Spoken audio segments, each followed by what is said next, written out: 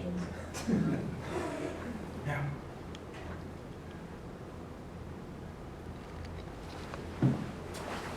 All right.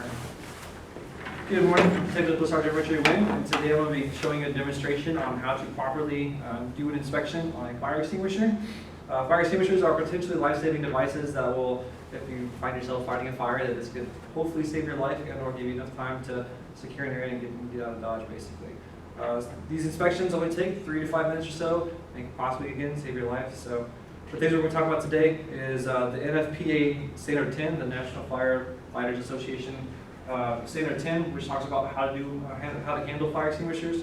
We're going to go over how to physically check the tank itself as well as the hose, and then finally go over how to check the hydrostatic test date as well as properly fill out the tags. Now that you understand a little bit what we're going to talk about, we'll go with the first portion, which is the NFPA 10. I already have it downloaded for you. So it's the NFPA 10 Standard 10, which is the national regulation on portable fire extinguishers. So here in Chapter 7, they have the actual inspections for you. We'll go right to it. Down here, it shows that for fire extinguishers, you need to inspect them at least once per calendar month. So once a month, you go through and inspect these fire extinguishers to make sure that they're still working properly and that they are pressurized properly and that everything's good to go. And a little bit below that, it actually talks about how to go through the inspection procedures.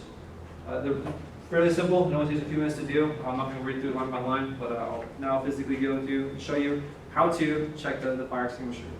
First thing you're going to look at when doing the fire extinguisher is make sure that it's not dented, cracked, corroded, or anything crazy like that. You want to check the whole length of it, make sure that everything's nice and smooth on there.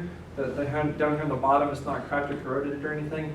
And then pay particular attention to the handles, make sure that all the connections are nice and clean, and then everything looks good to go on that. Additionally, here on the top, you'll have the little pressure gauge. Like 99% of it's red is a small little green area, and that's the proper pressure for a fire extinguisher. If the needle's too high or too low, then you either have too much pressure or not enough pressure, and it will cause it to malfunction. And then lastly, just like we have the 1332, I'm going to check the hose. You're going to go through, make sure there's no dry rot or anything like that. You'll bend it around, check all the connections to make sure that everything's nice and clean on that. There's no dry rot, cracks, or anything crazy going on with that.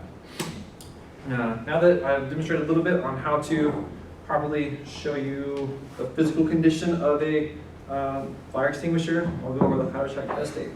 So the hydrostatic test date is good for 6 years. And so what you want to do when you're checking this is towards the bottom. Typically they're on all the bottoms.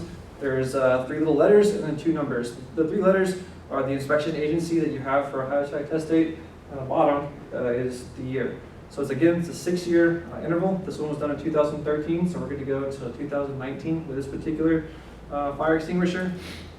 And then once you've figured out that your test date is good to go and that the proper physical condition of this fire extinguisher is good to go, you have a tag.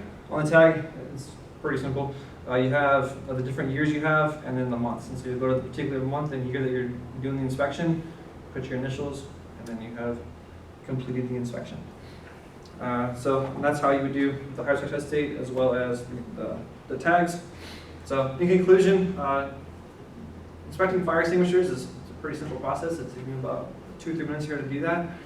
It could potentially save your life if you find yourself fighting a fire. The things we talked about today is how to deal with finding and looking for the inspection procedures on the NFPA Standard 10, as well as going over checking the physical condition as well as the hose and the pressure gauge of a fire extinguisher, checking the hydrostatic test date, and properly filling out the tags.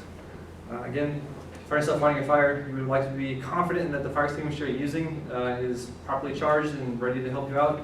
Nothing would be worse than going there trying to pull the trigger and nothing happening. With that, thank you for your time. Have a great day. How many do you have to be under?